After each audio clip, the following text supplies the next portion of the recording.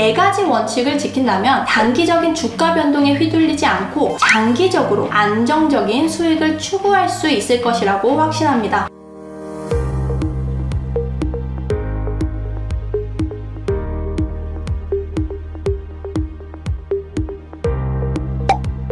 안녕하세요 여러분, 미국 회계사 이케이입니다. 주식 투자하면서 크게 손해본 경험 다들 한 번씩 있으시죠? 그 이유는 대체로 비슷합니다. 그래서 오늘은 투자자들이 흔히 저지르는 실수 4가지를 살펴보고 이를 피하기 위한 핵심 원칙들을 말씀드리려고 합니다. 이 원칙들은 여러분의 투자 여정에서 믿을만한 나침반이 될 수 있을 거예요. 그럼 바로 시작해볼까요? 첫 번째 실수는 비즈니스 모델을 이해하지 않고 유명세에만 의지해 투자하는 것입니다. 많은 분들이 요즘 핫한 기업이라고 소문난 회사에 투자하곤 하죠. 그런데 그 회사가 정말 무엇을 하는지, 수익을 어떻게 내는지 제대로 모르는 경우가 많아요. 이렇게 단지 유명세만 믿고 투자하는 건 아주 위험합니다. 예를 들어서 인공지능, AI가 요즘 핫하죠. 그래서 많은 분들이 AI 관련 기업에 투자를 하셨어요. 실제로 어떤 AI 기술을 가지고 있는지, 수익은 어디서 나오는지는 잘 모르고 투자를 하셨다면 자칫하다가 생각과 다른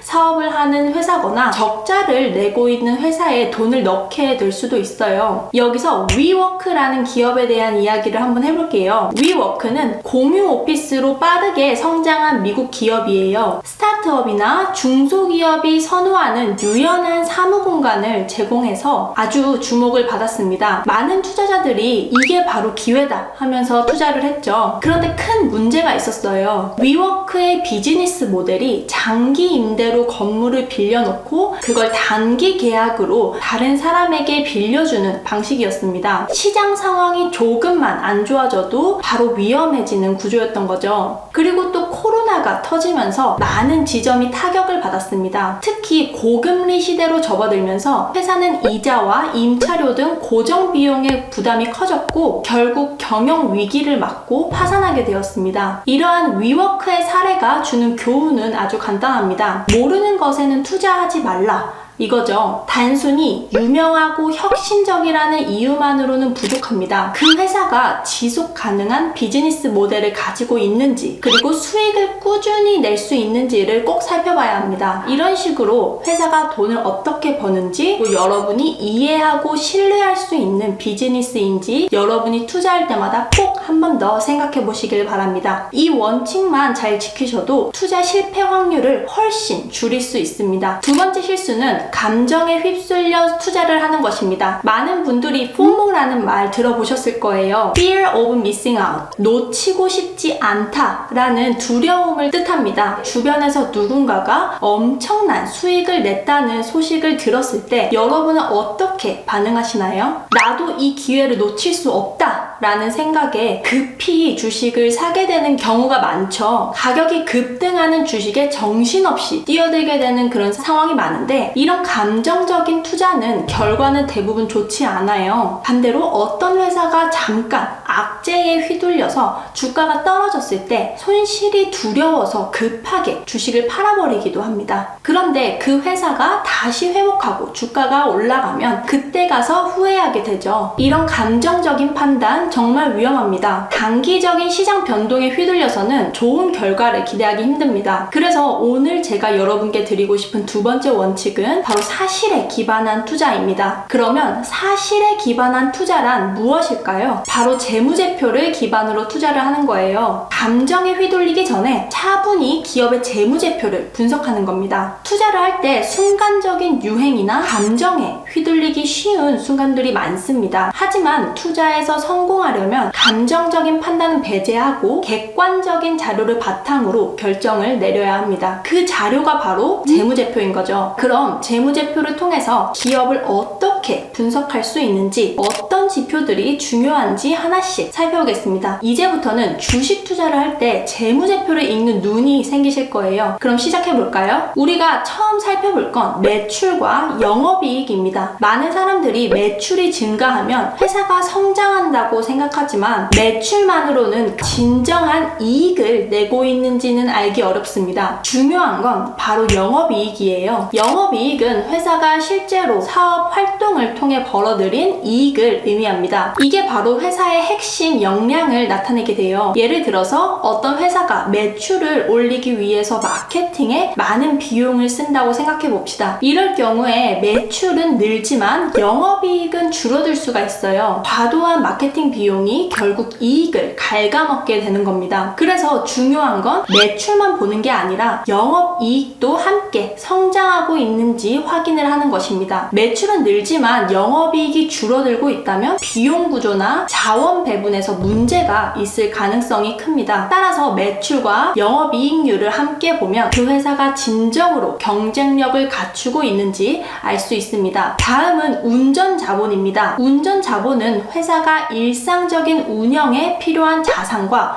부채의 차이로 회사가 얼마나 효율적으로 자산을 관리하고 있는지를 보여주는 중요한 지표예요. 어떤 회사가 재고를 너무 많이 쌓아두고 있다면 현금 유동성이 떨어져서 사업 확장이나 기회를 잡는 데 어려움이 생길 수가 있어요. 반대로 운전자본이 효율적으로 관리가 된다면 재고나 매출 채권이 적절하게 회수가 되고 자금이 원활하게 순환되면서 현금 흐름이 안정적이게 됩니다. 세 번째로는 영업 현금 흐름을 확인해야 합니다. 영업 현금 흐름은 기업이 영업 활동을 통해 실제로 벌어들인 현금을 나타내기 때문에 이 흐름을 보면 회사의 재무 건전성과 수익성을 알 수 있어요. 영업 현금 흐름이 꾸준하게 증가하면 그 회사는 안정적일 가능성이 큽니다. 하지만 중요한 건 이 현금을 어떻게 사용하는가인데요. 이 현금을 연구개발, R&D나 시설 확장에 투자하는 기업은 장기적으로 경쟁력을 강화할 수 있습니다. 또한 현금 흐름은 자사주 매입이나 배당으로 돌아가서 주주를 위해서 사용될 수도 있습니다. 여기서 추가로 중요한 개념은 잉여 현금 흐름입니다. 잉여 현금 흐름은 영업 현금 흐름에서 자본 지출을 뺀 나머지 금액으로 회사가 자유롭게 사용할 수 있는 자금을 말해요. 잉여 현금 흐름이 많으면 그 회사는 자금적으로 여유가 있고 주주 가치를 높이거나 성장 기회를 추구할 여력이 있다라는 뜻입니다. 애플의 사례를 통해 한번 자세하게 분석해 보겠습니다. 이 사례는 투자자들의 감정적인 판단이 어떻게 재무적 분석에 의해 가려지게 되는지를 보여주는 중요한 예시예요. 애플을 떠올려 보면 새로운 제품 출시와 관련된 수요가 주가에 큰 영향을 미칩니다. 신형 아이폰이 시장에서 긍정적인 반응을 얻을 경우 주가가 급등하게 되고 반대로 판매 부진이나 예상보다 낮은 수요가 발생할 경우 주가는 하락하는 경향이 있습니다. 하지만 여기서 중요한 것은 애플의 재무제표를 어떻게 읽느냐입니다. 먼저 애플의 영업이익률은 지난 10년간 25%에서 35%를 유지하면서